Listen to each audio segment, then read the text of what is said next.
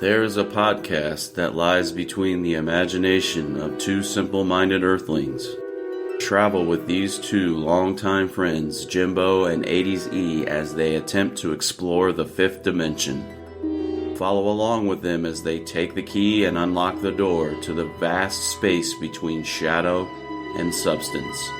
This podcast is one of trivia, of insight, and of sounds and ideas from one of the greatest television shows ever produced.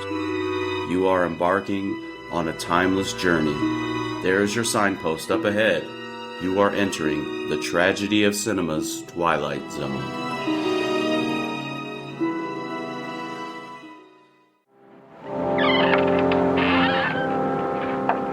Normally, the old man would be correct. This would be the end of the story. We've had the traditional shootout on the street, and the bad man will soon be dead. But some men of legend and folktale have been known to continue having their way, even after death. The outlaw and killer Pinto Sykes was such a person. And shortly, we'll see how he introduces the town and a man named Connie Miller, in particular, to the Twilight Zone.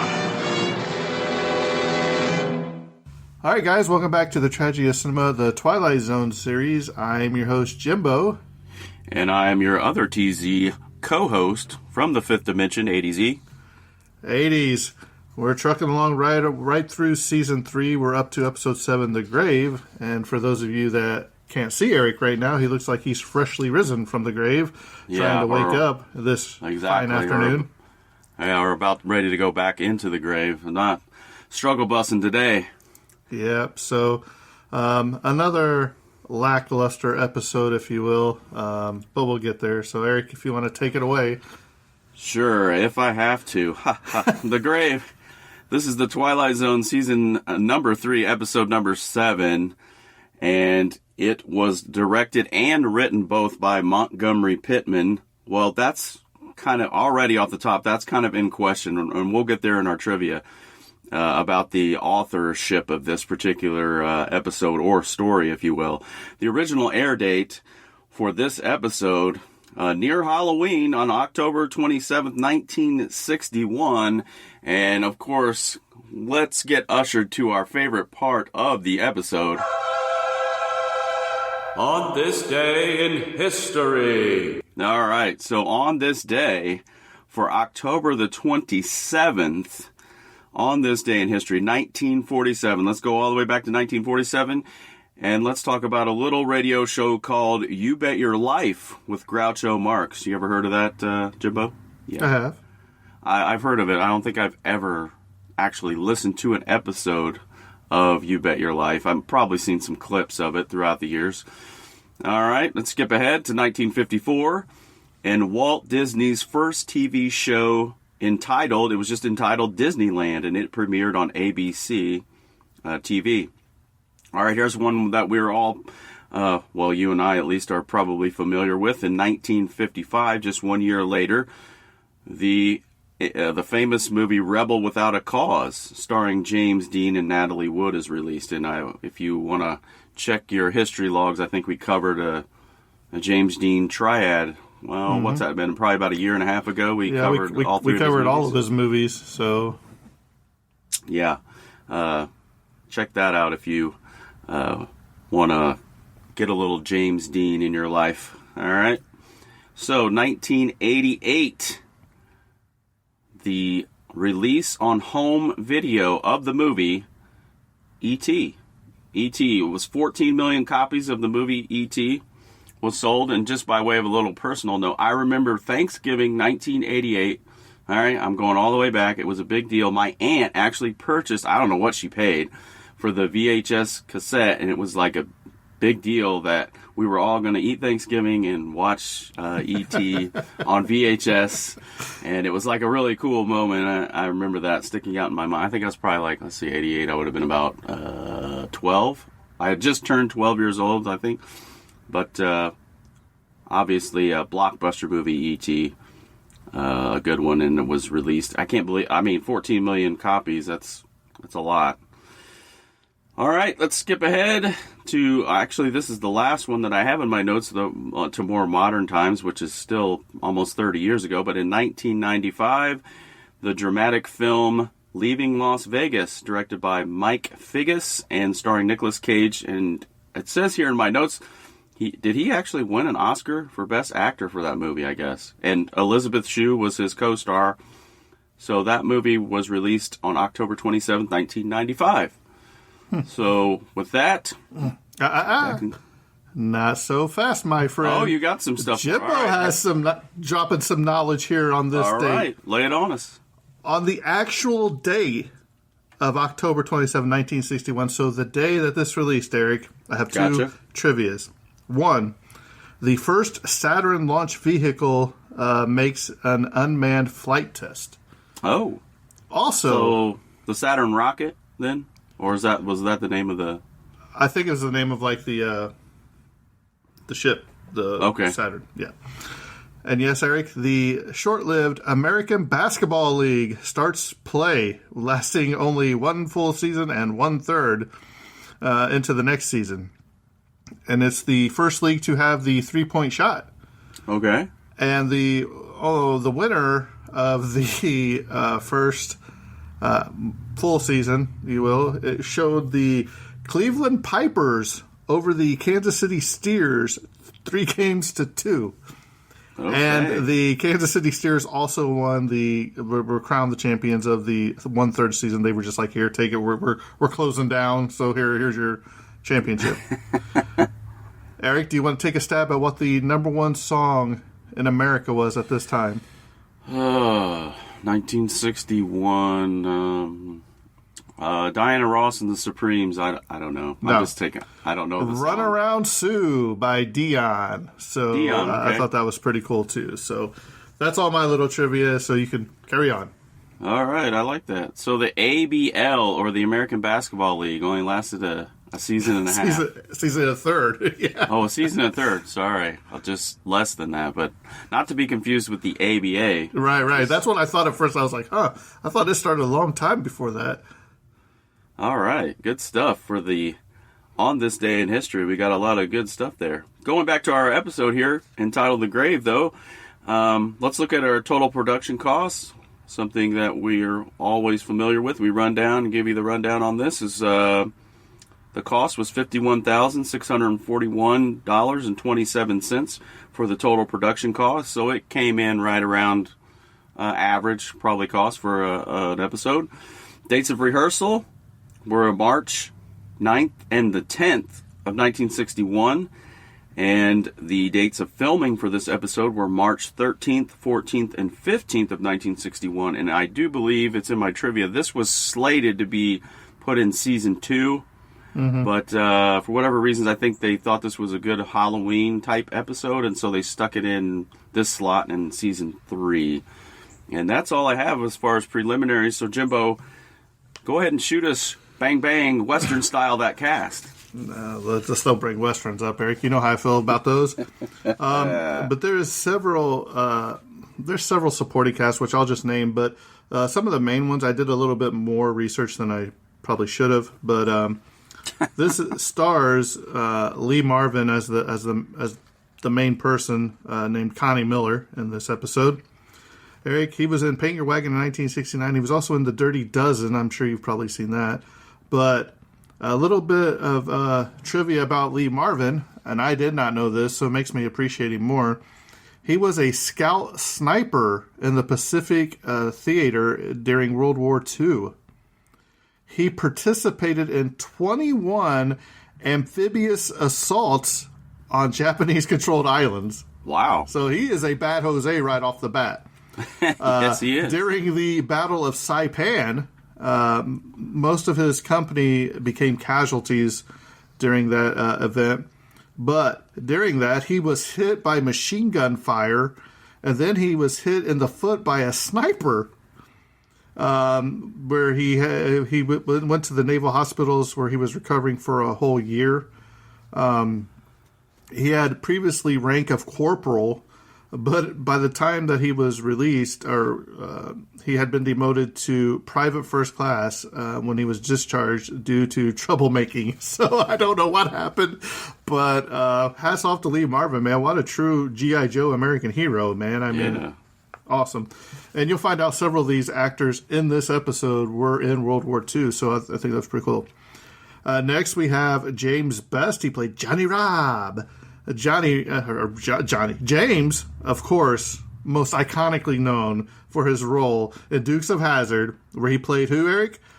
Roscoe P. Coltrane. Yep. A little bit about him. His uncle, and I did not know this either, his uncle was Ike Everly of the Everly Brothers. So his mom was the sister of one of the Everly Brothers. Okay. And, Eric, he was raised by adoptive parents in Corydon, Indiana. So not too far away from us, just a short hop, jump, and a skip. He was also in the Army Air Forces during World War II. Then you had Strother Martin, played Mothershed. He was in Slapshot in 1977, but he's probably most famously known for Cool Hand Luke, where he played the warden in the jail. Eric, he was born in Kokomo, Indiana. All right. So what we have here is a failure to communicate. Yeah. He was good at Cool Hand Luke. Another Hoosier showing up in the Twilight Zone. So I thought that was pretty cool. But Eric, he was the swimming instructor for the Navy in World War II. So you're seeing a lot of these guys that have served their country, and I think Rod paid it forward to him by saying, "Hey, come on, let's give you a little time in the spotlight." Then he had Ellen Willard playing Iona Sykes. She didn't really do much. She did a couple of TV shows, but nothing really stood out. I read somewhere that it was the stress or something caused her that she didn't want to act anymore or something. So I don't know. Then he had Lee Van Cleef. He played Steinhardt. This guy was in Escape from New York in 1981. He was also in The Good, the Bad, and the Ugly. But he was in over 170 film and TV roles, a lot of them the spaghetti westerns. Eric, you know what the spaghetti westerns are, right? Yeah, they were shot in Italy, right? Right, Italian, yep. Then you had William Shaley. He played Jason. He was in 5 Easy Pieces from 1970. You had Stafford Rep. Ira Broadley. He played Ira Broadley, of course. Legendary Chief O'Hara from Batman in 1966 series and the movie. Also with him, I did not know this either, but he served in the U.S. Army Air Corps during World War II, shortly after the bombing of Pearl Harbor. Then you had Larry Johns. He played Corcoran. Not much about him. Dick Geary. He played the Pinto Sykes, which is he's talked about a lot in this movie, but only seen for a few short seconds at the beginning, which we'll talk about. But he was in Ghost Driver 1957, but he was also in The Sword and the Sorcerer, where he was in control of the stunts. He was a stuntman, which he was also co-founded the Stuntmen's Association. I did not know that he co-founded that. So he was in several of the stunts, credited for stunts throughout his career. Okay. Then you had August Angelo. He was one of the townsmen that was uncredited. Then you had William Burnside, another townsman uncredited. He was in the show The Man from U.N.C.L.E. in 1964. Then you had Jack Downs, another townsman uncredited. He was in Pacific 13 in 1956. And yes, Rod Serling, narrator, self-host, who's uncredited, but we all know who he is, for The Twilight Zone. So there is your cast for The Grave. All right, thank you very much, Jimbo. One more thing I forgot. I only found one really cool trivia piece, and I forgot to put it in when I said I was going to put it in, so Eric didn't remind me, so I guess I'll do it right now. So, okay, so it's my fault. When in doubt, always blame Kyle or Eric. That's my motto. So here we go. The Grave. This is from my Twilight Zone Companion 3rd edition, expanded and revised by Mark Scott Zickery. Everybody, Twilight Zone fans, should get one of these. They're pretty cool. But The Grave, a spooky story of the Old West, is moody and genuine with many fine character performances by the likes of James Best, Lee Van Cleef, Strother Martin, and Stafford Rep. The man in the starring role, however, did cause some problems. We had a guy who was a little too heavy on the bottle, director of photography George Clemens remembers. We weren't going to use him between 4 and the night, so he spent the time over at a bar very close to MGM. When we started that night, he was so rough on this horse, I knew it. He backed the horse right up to a picket fence, and then both of them went through, and I thought he was going to kill himself. He got out and wanted to work. So we had to call the night's work off, and I told Buck, I says, fire the son of a you-know-what, just recast. But they wouldn't go for it, and we went on. Eventually, it ended up as a very fine picture. This is him, Lee Marvin. To leave the story at this point would be to do Marvin a disservice, though.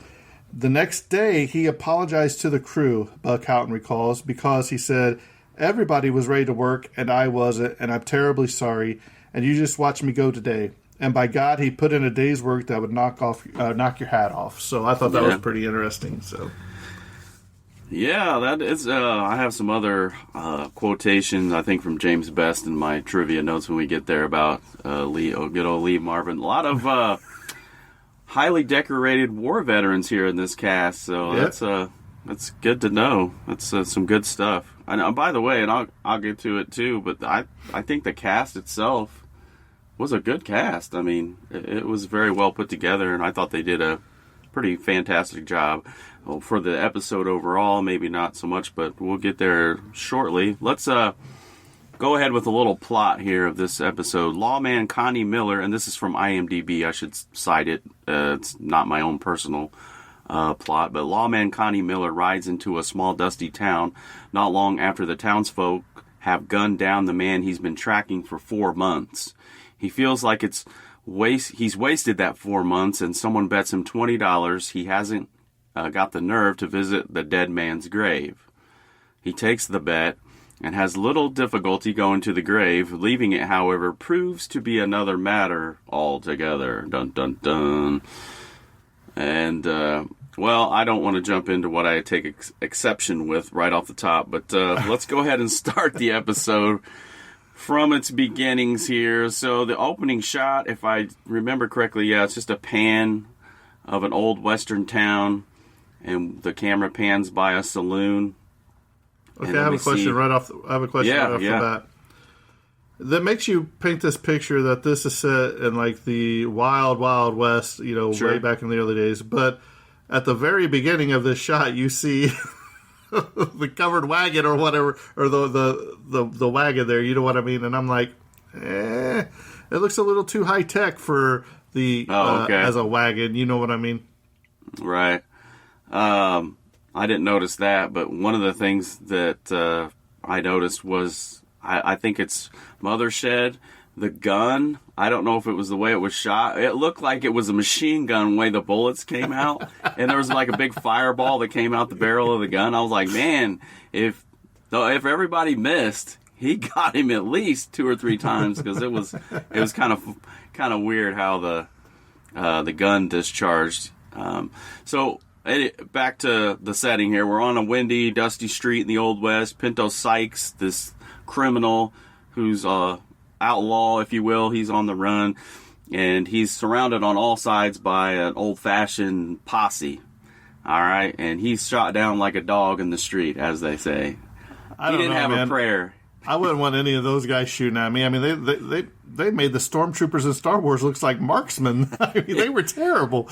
Yeah, and Johnny Robb mentions that too later in the episode. He one of the lines is like, "Oh, well, 8 of us shot at him, but only one of us hit him," or something. But we don't know who. Yeah. So Pinto is shot down, and he's still alive. And I'll illustrate this later, but there's one single shot of him and his hand reaching for his gun in the middle of the street.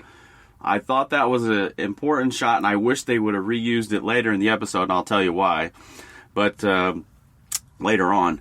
So he's shot down, but he's not dead. He's still alive, so I can't remember who. I think it was Mother Shed who says, "Let's get him to the old jail." That was Let's take him to the jail. Yeah. So they drag him to the jail, and Mother Shed, that's a weird name, by the way.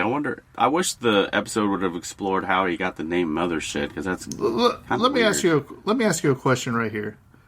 This guy's been terrorizing them for who knows how long. We know that they've sent out Lee Marvin's character 4 months ago to hunt him down in different cities and all that. But if you shoot the guy, why are you going to move him?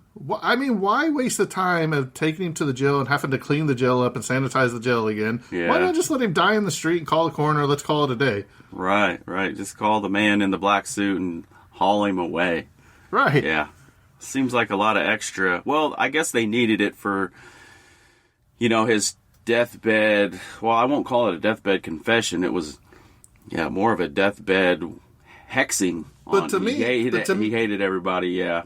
But to me, it would have been more powerful to see him struggling for air in the street and cursing them and putting the curse on the town or whoever shot him or what's his name, Connie Miller. Yeah. If you would have been able to see that instead of just, he told us in the jail or he told his family this, I think it would have been more powerful for this episode. Agreed. I think there's a lot of cinematography that's missing in this episode. I think could have made it a lot better. And I agree with your point there that, that's one of many. I think things that they could have maybe added or made it look a little more captivating or, for sure. So, Mother Shed tells Johnny Robb to go and fetch his Paul and his sister because Sykes only has a few minutes to live. Which, how did they know? Like, he's not hooked up to a bunch of machines. How do you know that he only has a few minutes to live? But, all right. Anyway, so, after this particular scene, the camera pans to what I think is one of Rod's better introductions. It pans to a wooden door, right? And Rod comes out from behind the wooden door and gives his opening narration, which I thought was really cool. Dude, I would have loved to see him come out of an outhouse. That would have been the funniest thing of all time if he would have came out with like a newspaper under his arm, tucked under his arm. Yeah. Or a wanted poster or something. It would have been funny, but alas, that's why it's an award winning and not a comedy, I guess. Yeah, exactly. Yeah.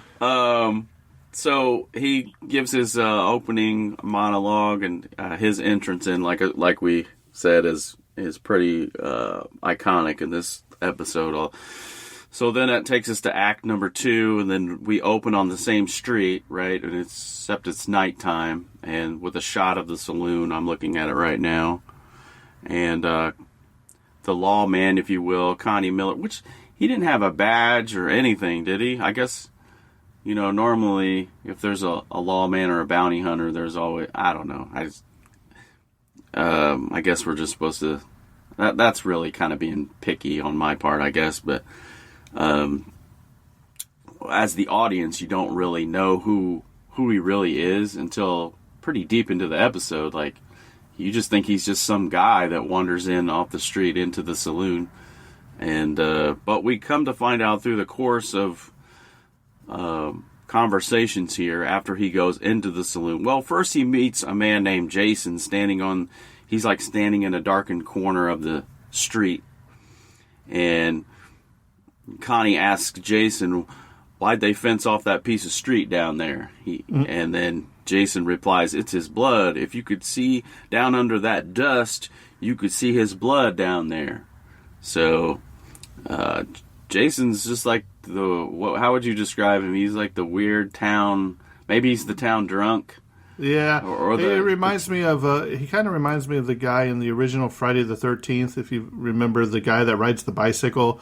He's always like at the campsite, ho, ho, ho, ho, you're all going to die. Just trying to look like the weirdo. Yeah, he's the weird guy in town. So we come to understand that this is Pinto Sykes' blood that's buried underneath all of that dust that's blown in. And the wind, and that's in trivia too, the wind is constantly blowing throughout this episode. Like, that was what the director wanted, that the sound of the wind blowing the entire episode. And I'll talk about why that presented a few problems in the later in the episode. But Connie enters the saloon. Ira, the bartender, we meet him, and he pours Connie a whiskey, and there are three men that are playing cards at a back table in the back of the saloon. And Connie wants to know who shot Sykes, like, who got him. And Mother Shed says the whole town shot him. And then Johnny Robb pipes up and says, the whole town ain't much of a marksman. Out of 8 shots fired, only one of them hit him. And we don't even know who it was that got him. The bullet passed right through him. I'm glad he carried that over to the Dukes of Hazzard, because he couldn't really hit anything in that either. Yeah, there are a lot of similarities in Roscoe P. Coltrane's. How would you say it? Like his voice and intonation and his all of the things that go into his accent even sound kind of similar to Roscoe. Yeah.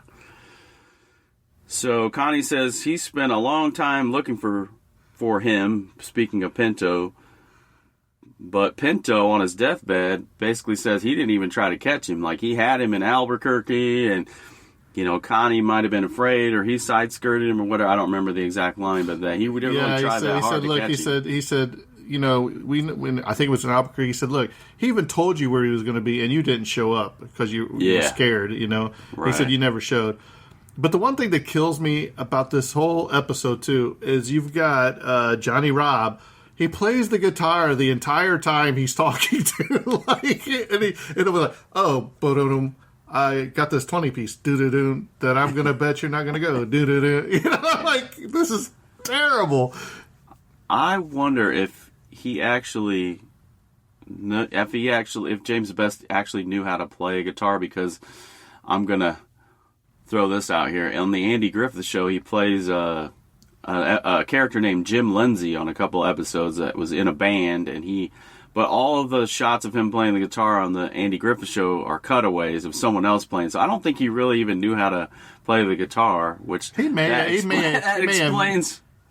He may have knew how to strum a few chords, but I don't know about actually playing. Right. Like, why is a guy who doesn't know how to play the guitar always playing a guitar in an episode? That's kind of weird. But yeah, you're right. He's like, I don't know, the guitar. He's like a bard or something in this episode, Yeah. So, where did we leave off? Connie, he was hired by the town, we come to find out, and Sykes, because, Sykes was wanted in 3 states. He was an outlaw. He actually grew up in the town, but he was actually wanted in 3 states. And then it was disclosed that Sykes was buried near his ma now, up at the cemetery. And Sykes' dying words concerning Connie, he said, you ought to be able to catch him now. But that if you ever come anyways close to his grave, he'll reach up and grab you. And that's the first key to our episode. Is like, if you get anywhere near my grave after I'm dead, Pinto Sykes says, I'm going to reach up and grab you. There was obviously some dislike there between Connie and Sykes.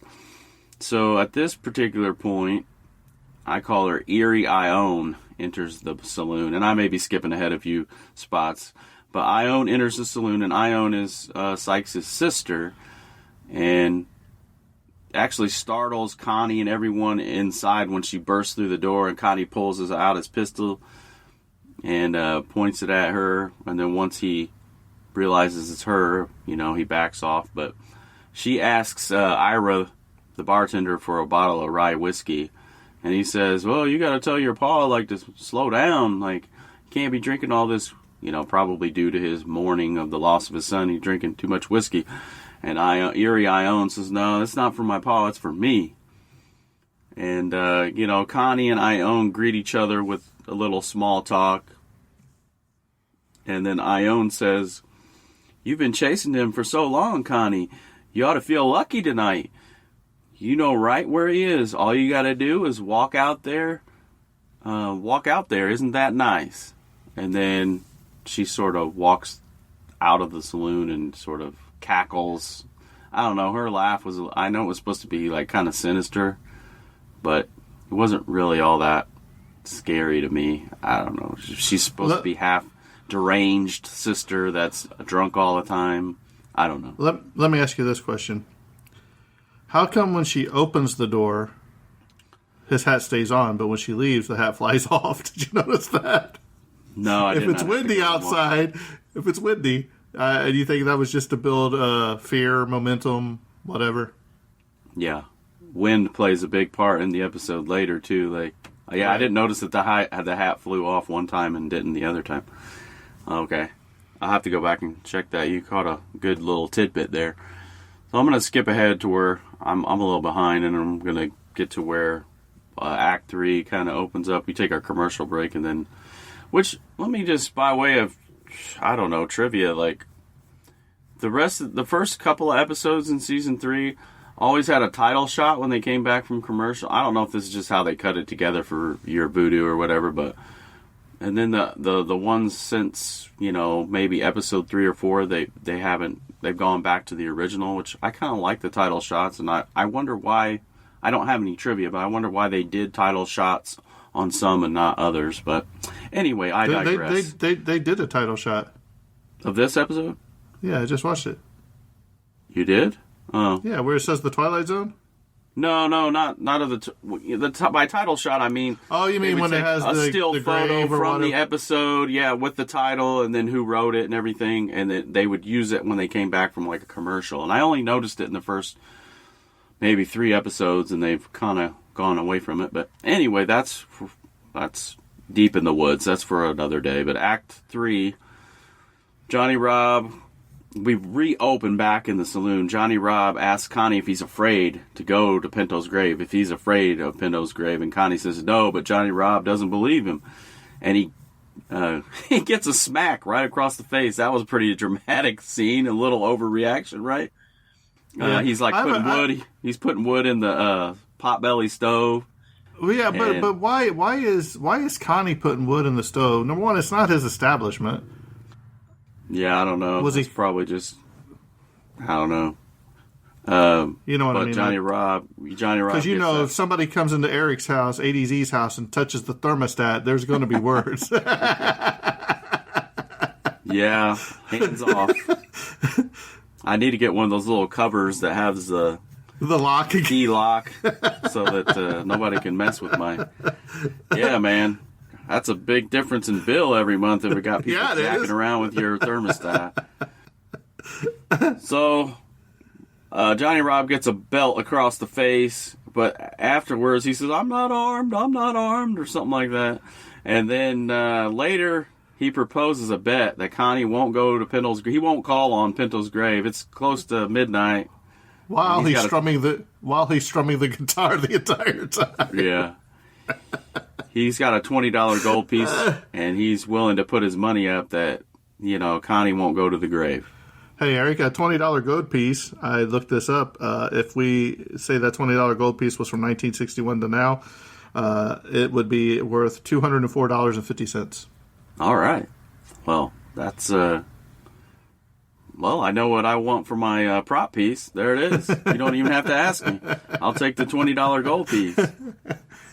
So Connie says he'll take that bet, and then Steinhardt pipes up, and this is the first we've heard from Steinhardt. He's back there shuffling the cards at the table, and he says he wants some of that action too.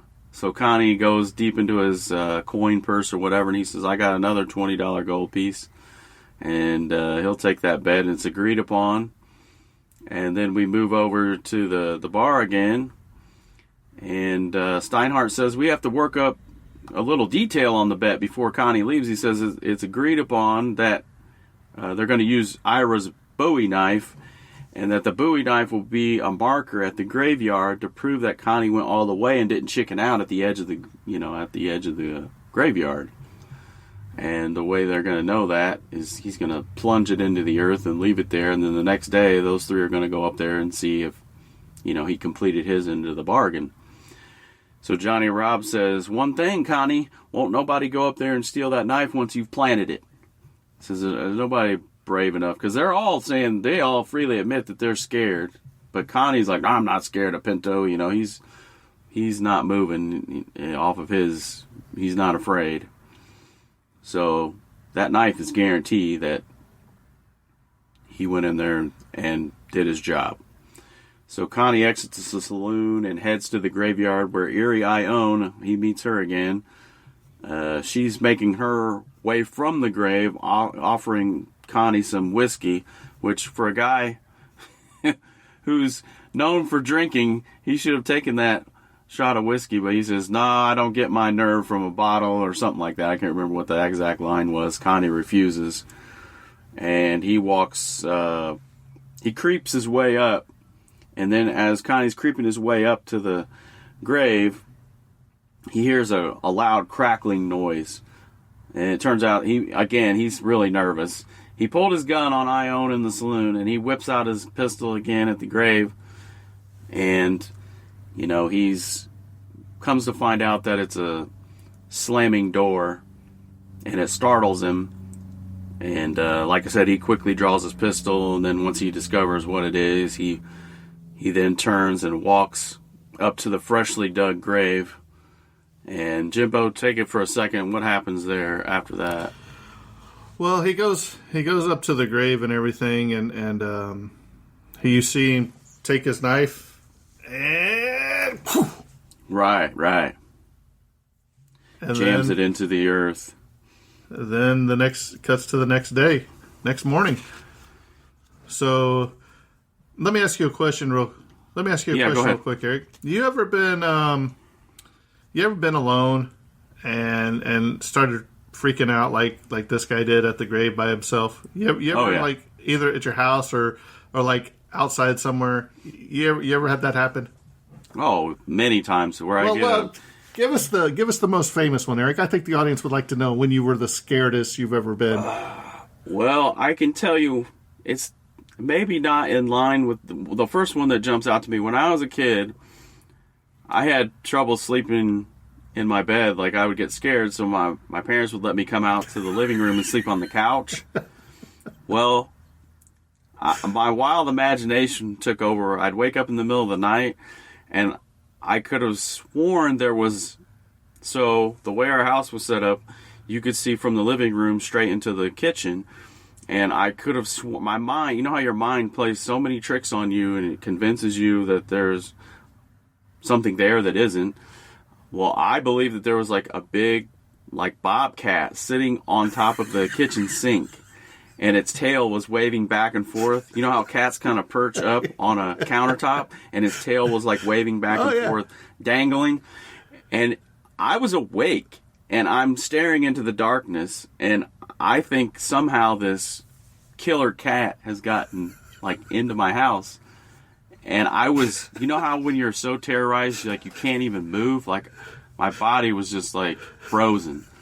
And I must have come out of a dream or something, that where a cat was chasing me or something like that.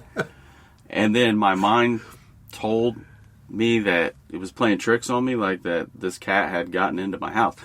That's one vivid memory that really... it turns out it was just like a paper grocery bag that was sitting on top of the counter, but it looked like a bobcat to me.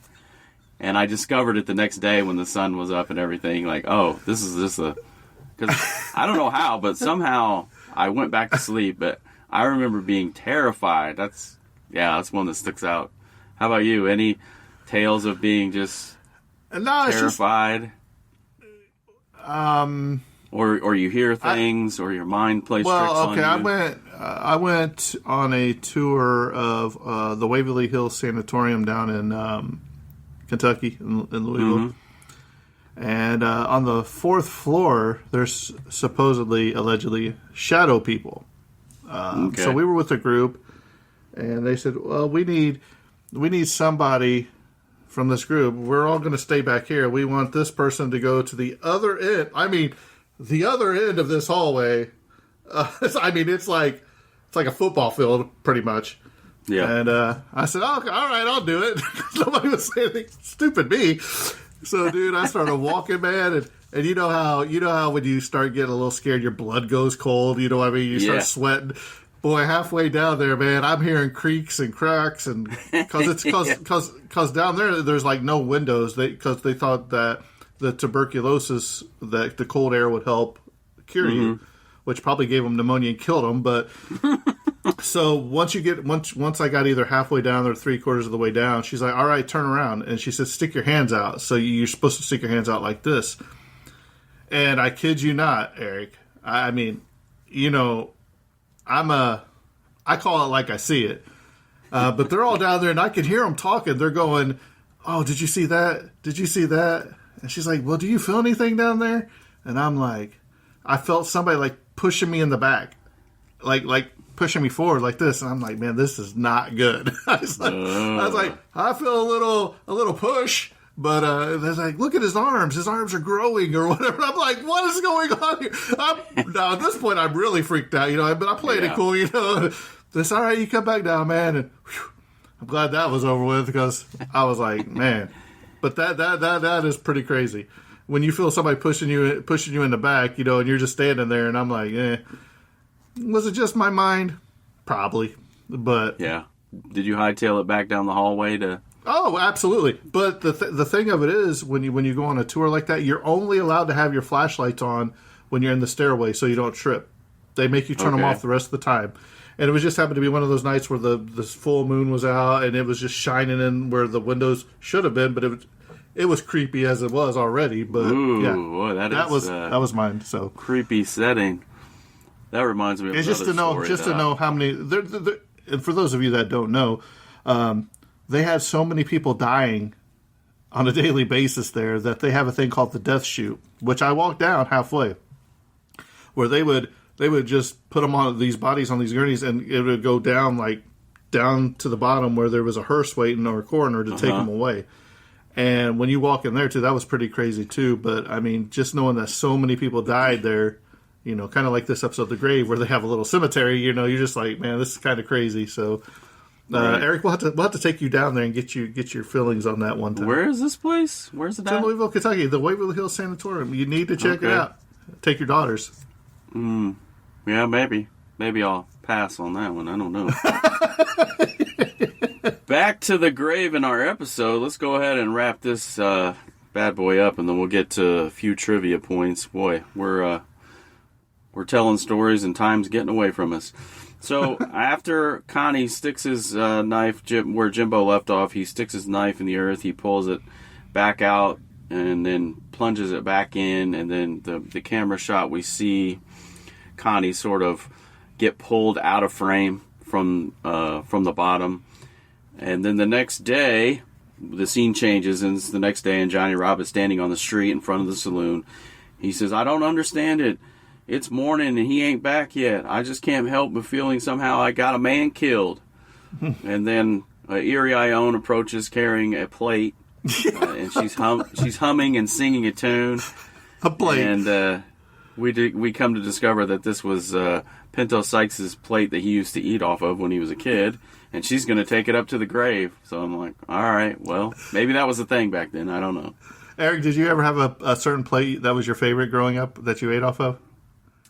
Not me, but I think my daughters had like a Barney plate or something that they liked to eat off all the time when they were... I had this one, and I don't even think I have it anymore. My parents may have it. We'll have to ask Art Toast. But it was a plate about this big, and it had like some of the Looney Tune characters on it. You know what I mean? Okay. From when I was a kid. Yeah. So that was my favorite. Sorry, carry on.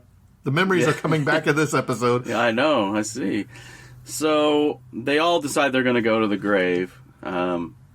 So then they discovered, when they get to the grave, that Connie's laid out over the grave. And then Steinhardt, he gives his best sort of Sherlock Holmes explanation of what really happened, saying that it was dark, Connie didn't realize that he had put his knife through his coat tail, and then when he stood up, he essentially became so afraid that his heart gave way. And his assertion is that he died of a heart attack, basically. Scared himself to death. Yeah. And Ione, in the closing scenes of the episode, says she doesn't buy it because of the direction of the wind. She says, "Look at my cloak." Well, what direction was the wind blowing last night? Well, it was blowing from the south. And then she stands up and, look at my cloak. And the cloak isn't blowing over the grave, thus disproving Steinhardt's theory. And she has that weird little, it's not even really good. She could have done a lot better, that little cackle, and then the episode ends. And that pretty much does it. Anything by way of trivia you want to throw in here? Well, I like Rod's closing narration. Basically, he doesn't tell you which one's which. It's basically up to you to decide which ending you want to believe, if it was an accident, like he said, where he died of a heart attack, or if it was really Pinto Sykes reaching up and grabbing him. Right. All right, as far as trivia, we got some controversy here, as the Brits call it. So I'm just going to give you a brief, couple sentence explanation.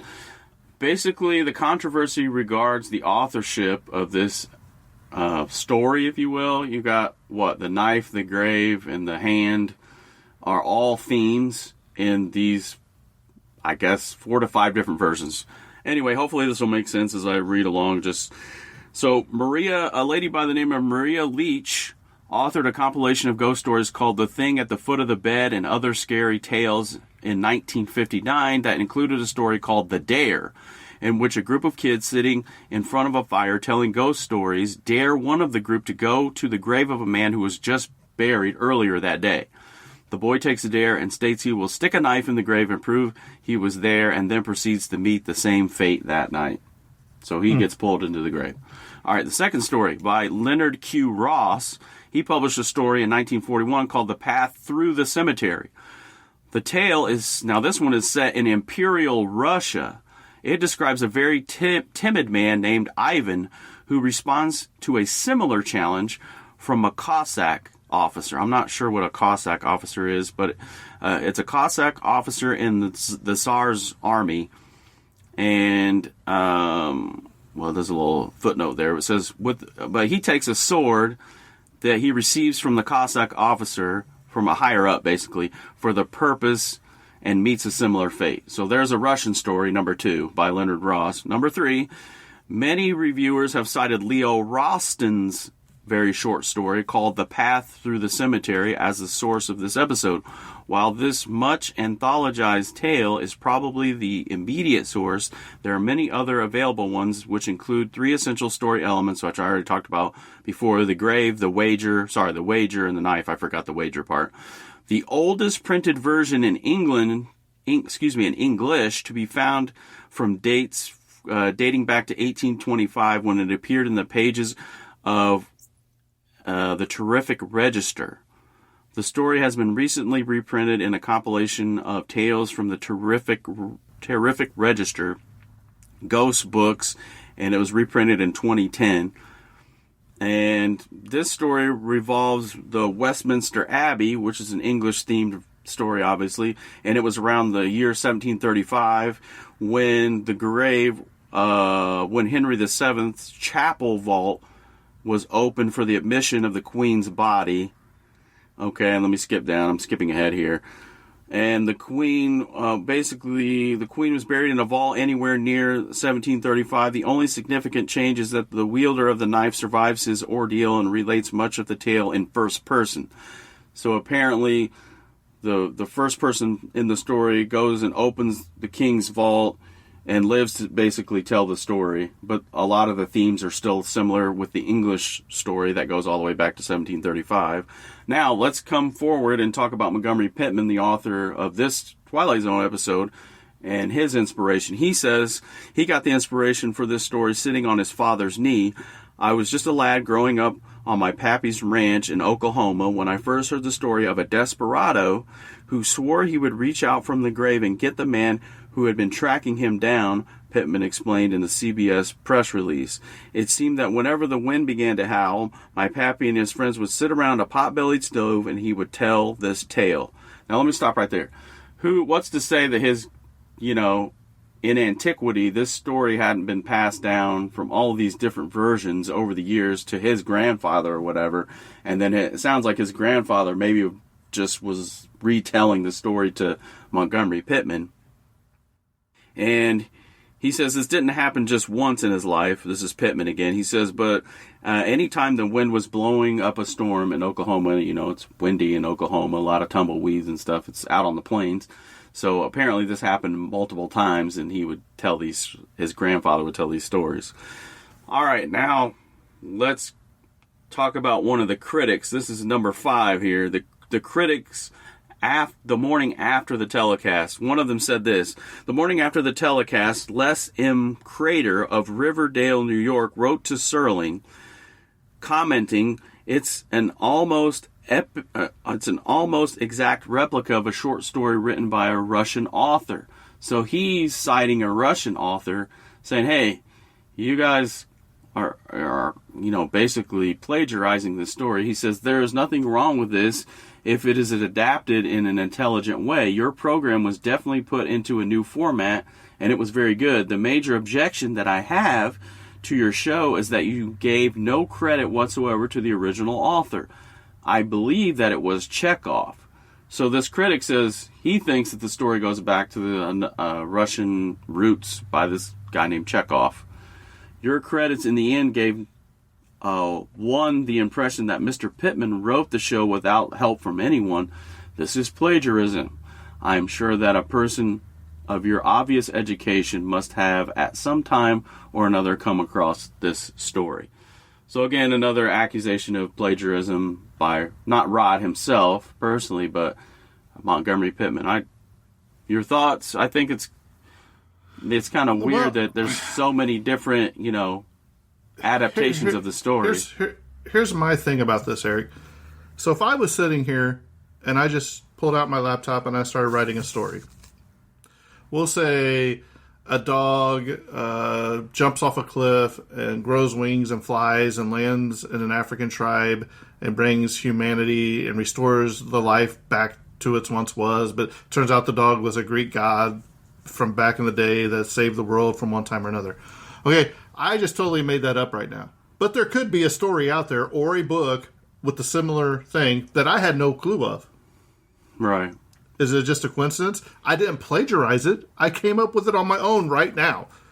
Yeah, so I see what you're saying. It's one of those things where if I didn't know about that story, how is it plagiarism? Is it still considered plagiarism if I had no earthly clue about it? Now, if I said, okay, I'm this young space team named Duke Skynighter, and I have a magic sword that's a flashlight that can cut people in the dark. Now you can see clearly there's a problem there. Where it came from. A cease and desist letter from from Disney probably. But that's my thing. Sometimes I think these people go overboard where we've all heard the tales of like Bloody Mary or the urban legends Bloody Mary or the one where the babysitter gets the phone call and the killer's upstairs or stuff like that. But it's just an urban legend. So an urban legend comes about. Can you plagiarize an urban legend because it's just a story that's been passed down for generations, right? Or made up. Yeah, that's where it gets kind of tricky because you might add or subtract certain things from the urban legend. That's kind of what makes it grow, right? The urban legend grows as you take things away and add things, and it goes down through the corridors of time, if you will. All right, I'm going to cap it off with this one, though. This is the final one. Listen to this.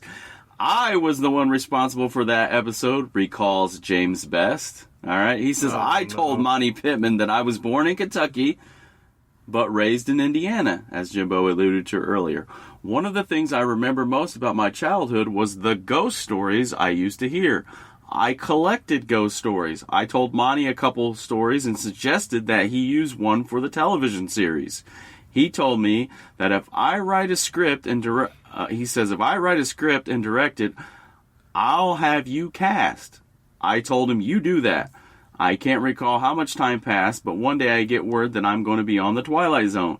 And I got to work with Lee Van Cleef, Strother Martin, and Lee Marvin.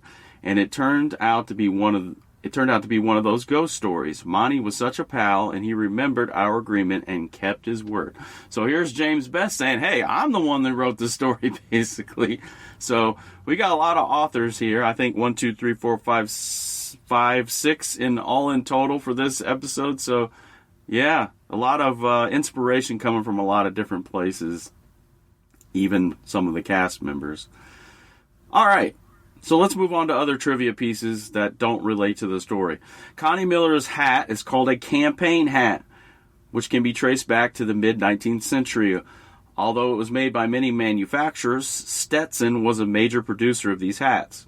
Soldiers found that the middle crease of these hats, they found them to be impractical because it accumulated rainwater, and so they started pushing the center up so that it would shed water. And sometime around in 1911, the Army adapted this style of hat as called the 1911 Hat Service, or the M1911, or it was also referred to as the campaign hat.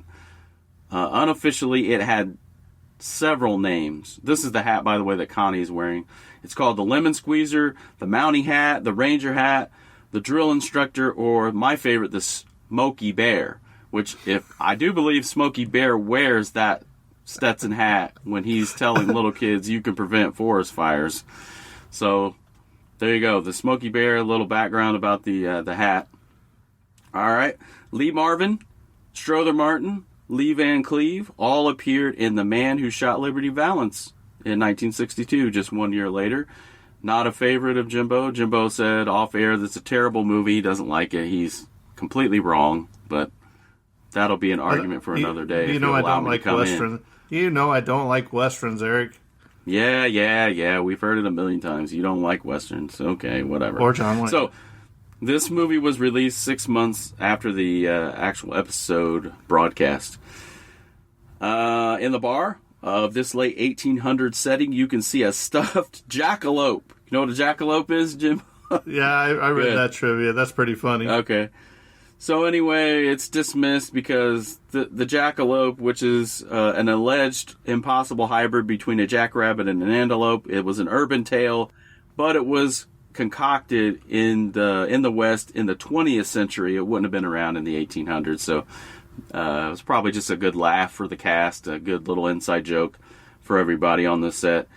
It was a popular joke in post-war mid-century America. Both Lee Marvin and Strother Martin appeared together in The Great Scout and Cat House Thursday, the movie of 1976. Never seen that movie. How about you? Mm-mm. No. I'm getting a nod no. The Great Scout and Cat House Thursday. Boy, that's a mouthful of a title. I might have to check that out, I guess. So, this particular episode was originally intended for the second season, but as the schedule was revised, the episode was pushed into the month of October as a Halloween offering. And then I just got a couple more here. Pittman insisted on the wind blowing during the episode from the opening shots to its final conclusion. The fan blowing across the graveyard in the closing scenes, however, generated so much noise that none of the actors' voices could be heard clear enough on film, especially during the closing scene. So all of the dialogue had to be recorded and synced into the soundtrack. So on March 15th, Lee Van Cleef and Strother Martin and James Best recorded their voices on stage 2A. Ellen Willard recorded her lines on the same stage on April the 19th, 1961. So they had some editing cleanup on the voice tracks. Here we go. Lee Marvin, we've already established he was a drinker. There is no way to hide that, recalled James Best. He would take a few down in the morning. When we reported to the set, you could smell it on his breath, but you know, some people have a problem with alcohol and others can hold their liquor. He showed up on set and knew his lines forwards and backwards. That might be going back to, he might be remembering what you cited, Jimbo. He almost collapsed and went through a fence one day, but then came back the next day ready to work. Then finally, this is the last bit of trivia here. This was the third of 3 episodes to use the name Sykes for a character. The name Sykes was featured in A Penny for Your Thoughts and Dust. All right.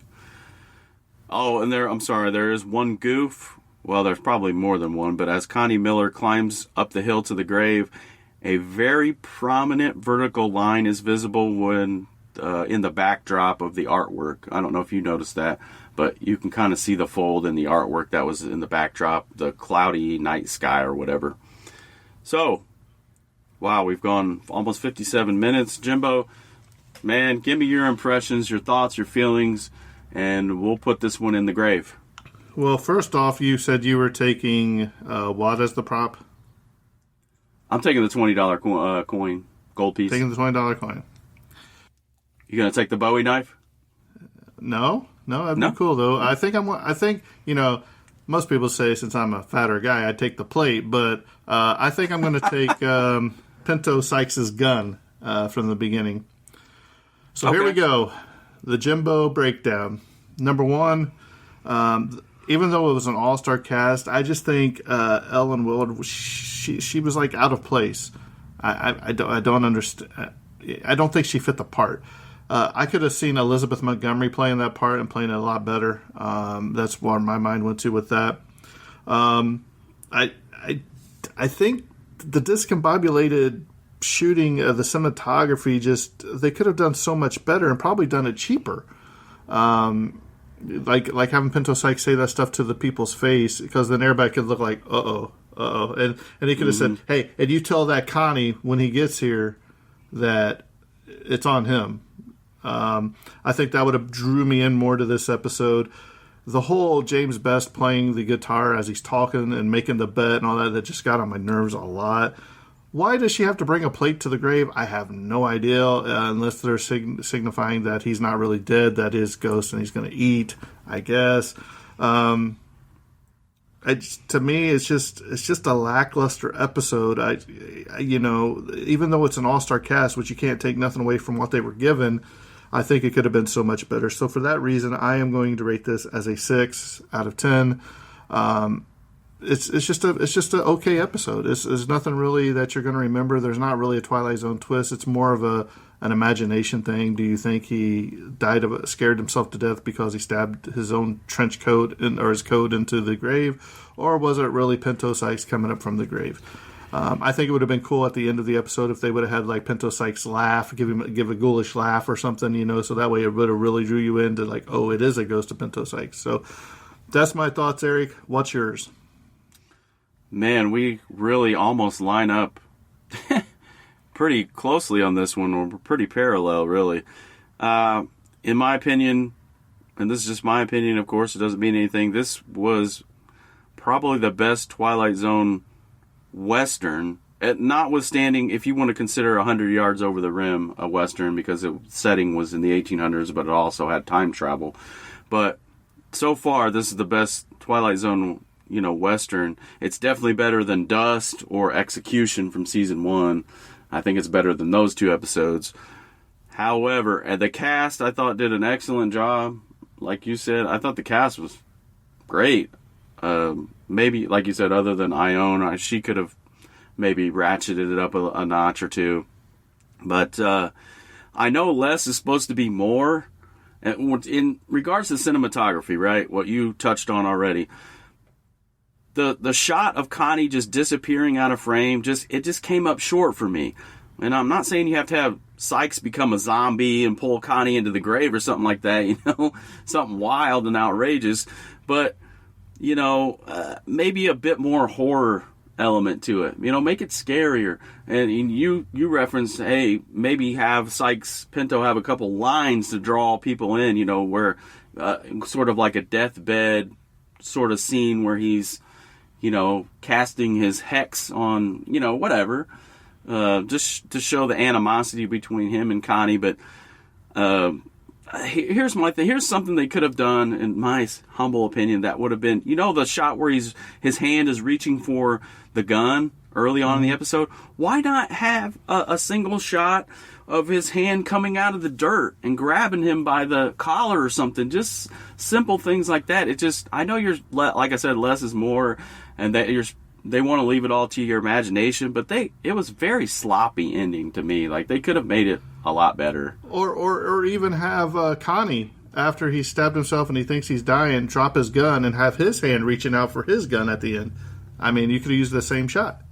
Yeah, I just think the cinematography kind of missed it on this one. There would have been a lot better ways to make it a lot more creepy, and or like he plunges his knife in first and then he pulls it out. And maybe there's like blood on the knife, and then the hand comes out from the dirt. I mean, it would have been simple, inexpensive ways that they could have kind of made it better. But I'm no expert, but I do think the cast was excellent, and I liked one IMDb reviewer.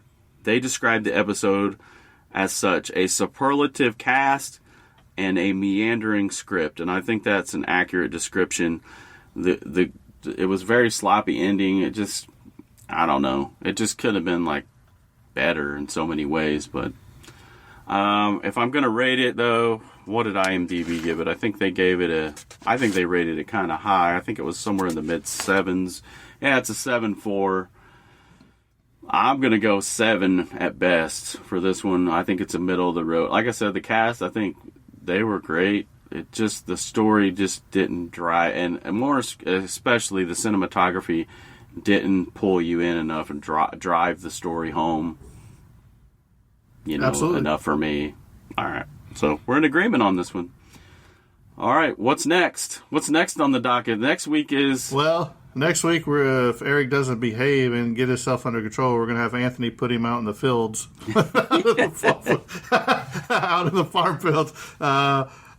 So it's probably one of the more well-known Twilight Zones, and it's definitely a step up from this one for sure. So it might be one of the best of season 3, even though I'm not a big fan of that kid. I don't really like the episode either, which we'll get to. Yeah. I'm sure Eric will probably yell at me for that one too, because he always talks about it. So yeah, it's a good life.